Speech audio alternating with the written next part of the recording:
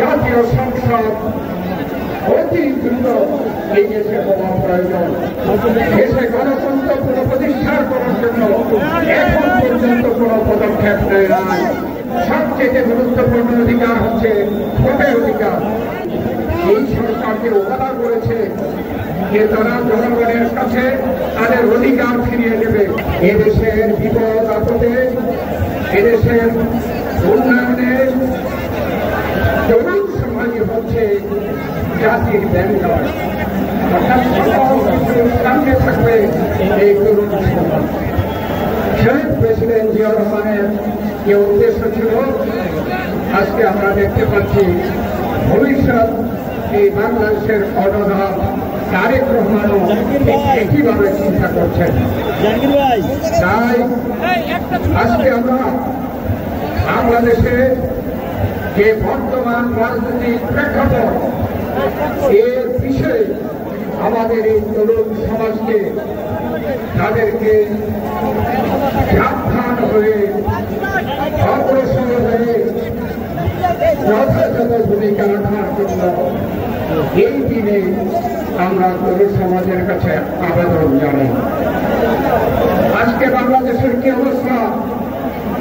আমরা গত 15 বছর সেই সময়ের যে স্বৈরাচারী ফ্যাসিস্ট সরকার ছিল, তার বিরুদ্ধে আন্দোলন করতে গিয়ে আমাদের নেত্রী দেশনেত্রী বেগম খালেদা জিয়া বিনা কারণে তিনি একটি মিথ্যা মামলায় শাস্তিপ্রাপ্ত হয়ে জেলে গিয়েছেন, অসুস্থ হয়েছেন।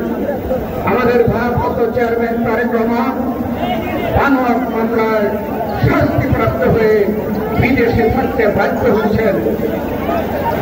আমাদের সিনিয়র নেতাদের থেকে শুরু করে আমাদের তৃণমূল নেতা পর্যন্ত এমন কেউ নাই যারা ছিলেন না, যারা জেল খাবেন না, ইত্যাদি সফল নাই।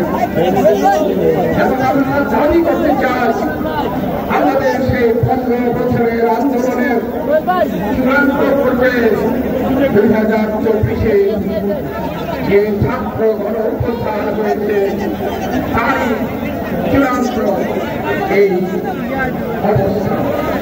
এবং সেই ছাত্র গণ অভ্যুত্থানে স্বৈরাচারের পতন হয়েছে। তারা স্বেচ্ছায় দেশ থেকে পালিয়ে গেছে।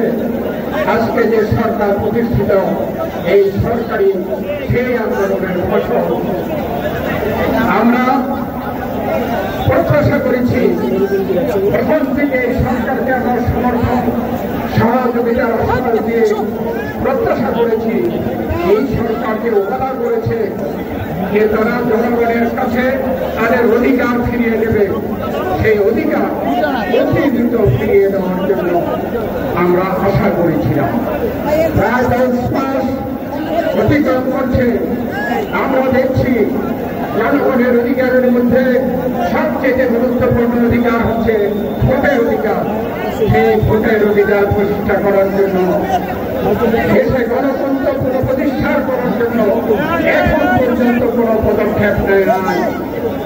আমরা সেই দিনও প্রধানমন্ত্রীর সঙ্গে সাক্ষাৎ করে এইসব দাবিগুলো পুনরাবৃত্তি করেছি, যুক্তি দেখিয়েছি কেন জাতীয় সংসদ অতি দ্রুত এই দেশে হওয়া প্রয়োজন। যারা পতিত স্বৈরাচার ফ্যাসিবাদ দেশে বিদেশে নানা ষড়যন্ত্র করছে, নির্বাচনের বিরুদ্ধে তারা ষড়যন্ত্র করছে, নির্বাচনকে বিলম্বিত করার জন্য তারা ষড়যন্ত্র করছে। জাতীয় সংসদ নির্বাচনকে বিলম্বিত করার কোন যুক্তি নাই।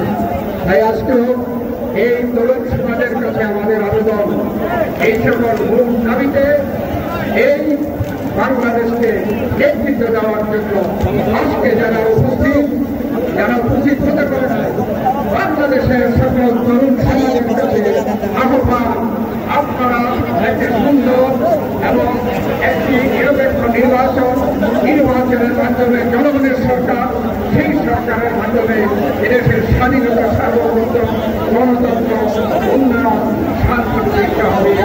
এই লক্ষ্যে নিয়ে যাবেন এই আহ্বান জানিয়ে আপনাদের সকলকে ধন্যবাদ জানিয়ে